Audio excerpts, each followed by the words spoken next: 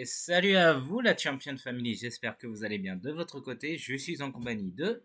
Salut à tous. Alors, petite review un petit peu en retard sur Fastlane. Car hier on a regardé en VO, on a beau. On a regardé en VO et on vient de se finir le show en VF là. On s'est mis juste les résultats, les moments importants des matchs. De toute façon, c'est ce qu'on va vous raconter. Au niveau des pronostics, à un près, j'avais un sans faute. Elle a eu 2 fautes. Ne fais pas le malin. Fallait me suivre, c'est tout. En même temps, il y a un match qu'on avait fait les pronos avant, il y a un match qui a été un peu changé, donc techniquement, si on avait su qu'il y avait 7 personnes dans le début du match, j'aurais voté pour ce match-là.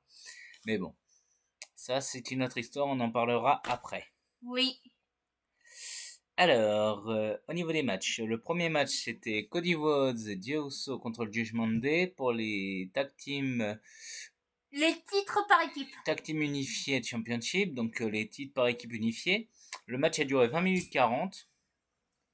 Franchement, incroyable. Le match était très bon. Pas aussi bon que le Judgment Day contre Sami Zayn et Kevin Owens. Le pay-per-view du mois dernier. Bah, pas aussi bon que le match, c'est ce que j'ai dit. Pas aussi bon que le match Judgment Day contre Sami Zayn et Kevin Owens. Mais le match était très, très cool. Tu avoues? On a eu tous les combos qu'il fallait. À la fin du match, on va vous expliquer la fin. Le Judgment Day est intervenu. Dominique s'est pris directement un super kick dans la gueule. JD McDonald s'est pris un super kick dans la gueule. Rhea a utilisé la manette pour frapper Jey Uso, sauf qu'il s'est dégagé.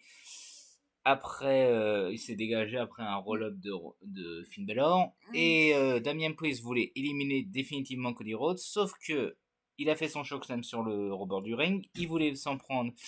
Il voulait le mettre sur la tête des commentateurs, mais JD McDonald a utilisé la mallette. Et il a frappé Priest par inadvertance. Donc là, ça va péter entre JD McDonald et Judgment Day. Raw qui est ce soir, qui est cette nuit. Oui, ça va péter. Ça va péter. On n'a pas vu les résultats, de toute façon, on va pas voir les résultats avant jeudi. Mais voilà. Ça va péter. Et à la fin du match, du coup, nous avons eu du coup Finn Balor qui était tout seul parce que Cody a fait son crossword sur la table des commentateurs. Ouais. Il a enchaîné avec Jay à une sorte de 1D spécial plus 1D amélioré. 1D amélioré avec le 1D avec un Cody Cutter plus le crossword sur Finn Balor pour remporter les matchs. Toi d'abord.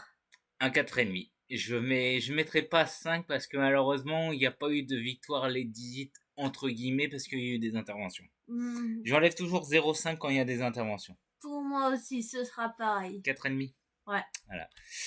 Le deuxième match, je te laisse le dire. Alors, c'est la LWO. Tu gardes le nom à la fin. Oui, contre les Street Profits plus Bobby Lashley. Le match le plus court de la soirée qui a duré... 6 contre 6. Non, 3 contre 3. 3 contre 3, pardon. Sinon, ça aurait fait un match de 12. Excuse-moi. 3 contre 3. Le match le plus court de la soirée, il a duré 10 minutes. Tout ce que je peux dire sur ce match, c'est que Mysterio s'en est pris plein la gueule, on va dire. C'était clairement lui qui s'est pris le plus pour mettre en avant les autres. Oh oui. Santos Escobar s'est fait un peu éclipser. Et à la fin du match, nous avons une surprise parce qu'on ne savait pas qui serait le partenaire mystère de la LWO. Parce que pour vous expliquer, on avait fait nos pronostics avant SmackDown. Sauf que Joaquim Wilde et Cruz del Toro ont été dégagés. Car ils étaient blessés, Ils étaient blessés dans la storyline, je précise. Ce qui fait que nous allons avoir un partenaire mystère. Et le partenaire mystère, c'est... Carlito. Et Carlito qui a changé son thème musical d'ailleurs. Ouais. Malheureusement, on n'a pas eu la pomme. J'étais un peu dégoûté, on n'a pas eu la pomme de Carlito. Mais Carlito est venu et le match est fini en 1 minute. Il a fait son backstabber, il a fait quelques petits coups. Il a esquivé un coup de Montesford, backstabber et fin du match. Combien pour toi? Un bon 3 parce qu'on a eu la surprise de Carlito. Un bon 3, je suis d'accord. Ensuite, c'est moi du coup. Oui. Alors, Asuka versus Charlotte Flair pour le triple menace. Non, pour un triple menace. Un triple menace pour le titre championne universelle. Non, championne féminine. Championne féminine Parce de que- la WWE. Parce que c'est... on va dire que oui, Io Sky est la championne universelle et Rhea Ripley est plus la championne du monde poids lourd. Je peux résumer un petit peu. Vas-y. Alors, ce début de match commençait. Les oreilles. Pardon, ce début de match commençait bien avec Asuka qui a lancé son mist sur Charlotte. Dès les 30 secondes du match, elle a balancé ça. Ouais. Du coup, elle s'est dégagée. Ensuite, c'était un match contre Io et Asuka. Mais elles sont bien battues. Et à un moment, un moment dans le match, on a eu... le retour de Charlotte. Oui, un moment dans le match, on a un retour de Charlotte. Qui est revenue en force et tout ça. Après, aux abords du ring, il y avait... Attends. Avant, il y a un gros spot qu'on peut parler. Ils ont voulu nous faire une petite référence à CM Punk, Cena et Big Show. Parce que Charlotte s'est pris double soumission. Sauf qu'elle n'a pas abandonné. Ouais. Donc, parce qu'à un moment, elle a cru que Charlotte allait abandonner. Donc, ce qui aurait fait un match solo entre Asuka et Io Sky. Ouais. Techniquement, parce qu'il y aurait eu deux vainqueuses. Mais Asuka a bien vu que Charlotte allait abandonner. Donc, du coup, elle s'en est pris à Io Sky. Et à un moment, quand Io Sky était en dehors à l'extérieur, il y a Bayley qui est venu, qui a dit allez ma grande, tu peux y arriver. Elle comprenait pas ce qui s'est passé, elle se disait nani. Et sauf que Io Sky a bien balancé, j'ai pas besoin de toi pour gagner. Elle a bien balancé ça, sauf que elle s'est pris un big boot de la part de Charlotte. Asuka allait faire elle a fait un code breaker, Charlotte s'est dégagée. Asuka a voulu faire son Asuka Lock sur Charlotte, sauf qu'elle s'est fait contrer pour son figure 8. Et là, il y a une grosse incohérence dans le match. C'est censé être un triple menace. Donc, pas de disqualification, pas de décompte à l'extérieur. Et tout ça. Et Bayley pouvait intervenir dans le match, c'est autorisé, sauf que l'arbitre n'a pas autorisé Bayley à intervenir dans le match parce que ils ont voulu protéger tout le monde et Asuka a tapé sans que l'arbitre le voie parce que l'arbitre était distrait par Bayley et Io Sky en a profité pour faire son moonsault et remporter le match. Pour moi, c'est un 3,5. Pour moi, c'est un 3 tout court parce que le problème, c'est que Bayley n'a pas pu intervenir correctement, donc c'est une grosse incohérence dans le match. Bon, attends. Alors... quatrième match. Le match, on va dire le match des plus populaires. Mais avant, on voudrait vous dire deux choses. D'abord, à Fastlane, on a eu une nouvelle catcheuse qui est venue. Alors oui, ça j'ai pas d'image malheureusement, mais c'était du grand kick-off. Donc à Fastlane, nous avons eu Jade Cargill qui est venue accueillie par Triple H. Et ce se pourrait que le prochain SmackDown saison première. Alors pourquoi c'est saison première, on ne sait pas. Parce que Triple H sera là en plus. Et Roman Reigns fera son retour également. Roman Reigns ça risque de péter. Ouais, parce que là justement on va parler du match de la Bloodline. C'est une magnifique transition que tu nous as fait. Et justement, avant de parler de ça, il y a eu la Bloodline plus le Judgment Day était là. Lors du... Alors ça, c'est l'épisode de SmackDown. On a eu une semi-alliance Bloodline contre Judgment Day contre Cody, Jay, Cena et les Knights. Sauf que Solo a été dégagé de l'alliance Bloodline Judgment Day et ça peut teaser un gros match entre Judgment Day et la Bloodline au Wargames, si un Wargames à Survivor Series. Ça peut teaser un gros truc. Ouais, j'allais dire pareil, on va voir. Ça peut teaser un match Bloodline contre Judgment Day. Serre-moi la mort, très cher. Allez, donc, le match à la Bloodline. Donc, petite surprise avant le match, nous avons eu Pat McAfee qui est venu et qui a présenté les deux héros locaux. Cena et Elena qui ont eu une pop immense. Oh oui. Et Jimmy Solo, ils sont venus, mais avec Paul Heyman. Et Paul Heyman, un petit détail qui était très marquant, il s'est pas fait une teinture des cheveux parce qu'il se fait des cheveux blancs par rapport aux attentes de Roman Reigns qui va revenir. Et ça va être très très très très drôle. Parce que s'ils en font une remarque à l'épisode de SmackDown, je vais me marrer. S'ils disent « Homme sage, où est ta belle couleur de cheveux ?» Là, tu te laisses pousser les cheveux blancs, ce n'est pas bien pour mon image. je tease un truc comme ça, je sais pas. Alors, on va dire que Cena s'est fait défoncer les 3 quarts du match. Ouais. Mais à un moment, j'ai remarqué que Soho, waouh, il regardait, je sais pas ce qui s'était passé. Ouais, Solo, à un moment, il regardait droite à gauche, on sait pas ce qu'il avait vu.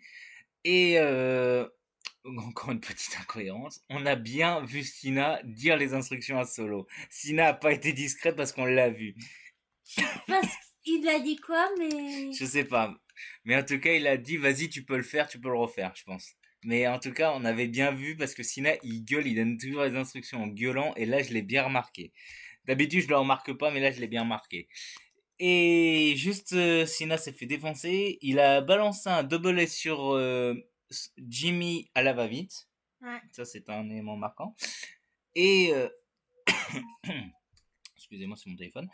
Et à un moment où il y a eu le hot tag, c'est-à-dire le gros changement, c'est un hot tag, le gros changement, LA Knight, la pop, elle a fait banger.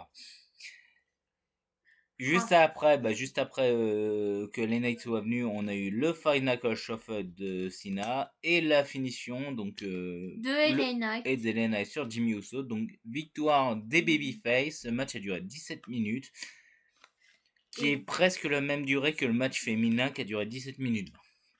Ouais, à 20 secondes près. À 20 secondes près, ouais. Mais en tout cas, Roman Reigns va venir et ça va péter parce que sachant qu'il sait que son cousin Jay est champion avec Cody Rhodes et pas avec son frère jumeau, ça va faire mal. Oui. Alors avant le main event, nous avons eu un petit segment avec le Judgment Day où Damien Priest avait dit ce soir c'est le soir, sauf que Rhea est clairement la meneuse. Oh oui, la leaduse. La chef. Rhea est clairement la chef du Judgment Day. C'est correct. Très cher. Très cher d'ail. Et du coup, Priest voulait utiliser sa mallette, sauf que Rhea, elle dit « T'es pas en état, c'est pas le soir, donne-moi la mallette. » Et du coup, Priest n'a pas utilisé son caching, alors que ça aurait été le bon moment pour le match. Parce que le main event... On dit ensemble. Non. S'il te plaît. Non, les gens, ils en ont marre qu'on le dise ensemble. Et comment ça? Ça fait double voix, j'aime pas les doubles voix. Tu peux dire au dernier moment, c'est ça? Non, je te laisse dire le main event. Je te laisse la priorité pour une fois. Le main event, c'est freaking Rollins contre Shinsuke Nakamura pour un last man standing donc, pour le titre poids lourd champion poids lourd, pardon. Merci. On a oublié de donner un note par contre. Oui, pour Cena et LA Knight, moi je mettrais un bon 3,5. Moi, ouais, un bon 3,5. Il n'y a pas eu d'intervention, c'était plutôt bien. Le public était plutôt investi avec LA Knight et Cena, donc 3,5. Et le match là, on va mettre un bon 4. Ouais. Un bon 4. Ça vaut pas le premier match du truc, mais le premier match et le dernier match, ce qui doit faire les deux trucs, franchement, c'était banger. Rollins et Nakamura. Alors, Nakamura est venu en kimono blanc, ce qui était assez drôle, sachant qu'il est heel. Et Rollins est venu à une espèce de tenue de grec. Au secours. Toujours extravagant, les tenues de Rollins, je me demandais pas pourquoi. Christina Cordea vient en paix. J'ai rien compris. Christina Cordea.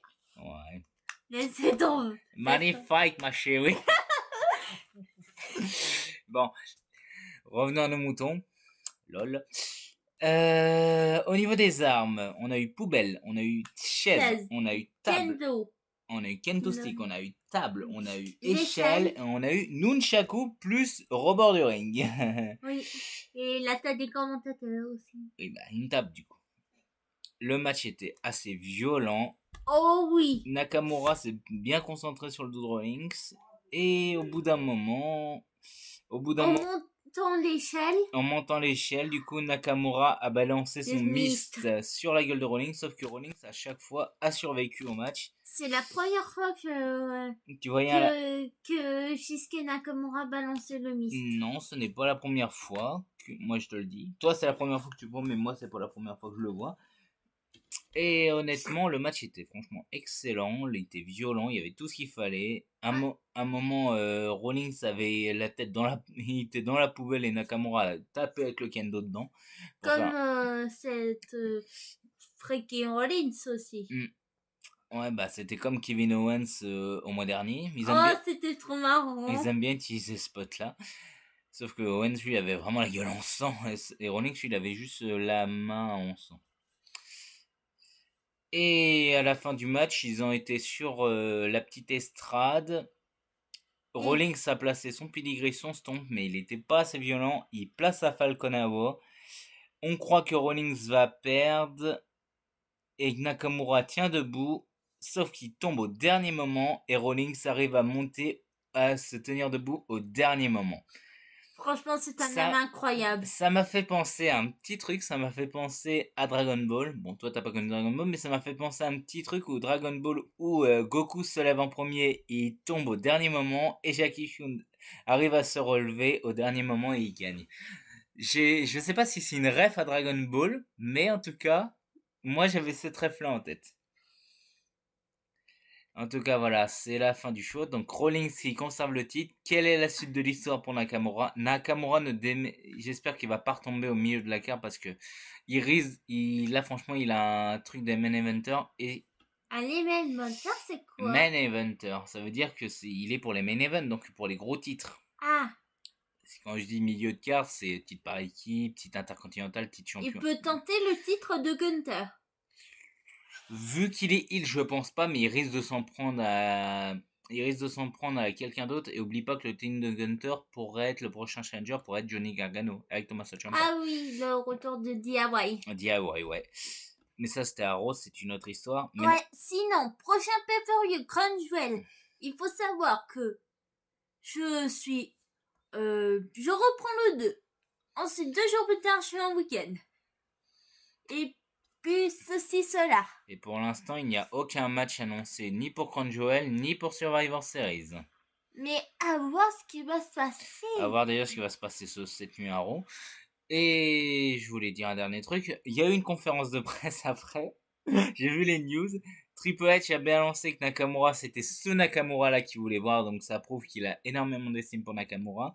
Ah bon? Ouais. J'étais pas au courant. Oui. Et d'après ce que je sais, Jay et Cody sont venus complètement torchés. Complètement mal? Torchés. Ah. Quoi? T'es sérieux? Ils ont trop vu. Ils avaient picolé avant la conférence de presse. Apparemment, Jay était bourré, d'après ce que j'ai entendu. Oh là là. Mais ça, encore une fois, c'est une autre histoire. Mais bon, à voir déjà ce qui va se passer avec Raw. Donc, qu'est-ce qui va se passer avec JD McDonald et le Judgment Day? Ça, j'ai hâte de voir. Surtout ça, c'est surtout ça. Est-ce que Kevin Owens et Sami Zayn vont faire un return pour s'en prendre à Cody et Jay? À voir aussi. Donc, la suite avec Gunther et Johnny Gargano, DIY et Imperium. Ouais. Et ensuite, bah, à voir ce qui se passe, quoi. Ouais. Rollins et Nakamura, qui sera le prochain challenger de Rollins? On n'en sait pas plus. Ouais, franchement, prochain pay-per-view, direction Arabie Saoudite. Ouais, le 5. Sur ce, on va vous laisser pour cette vidéo. Donc, n'hésitez pas à me dire votre avis dans les commentaires. Sur ce, on vous laisse. Salut tout le monde. Et n'oubliez pas d'être passionné.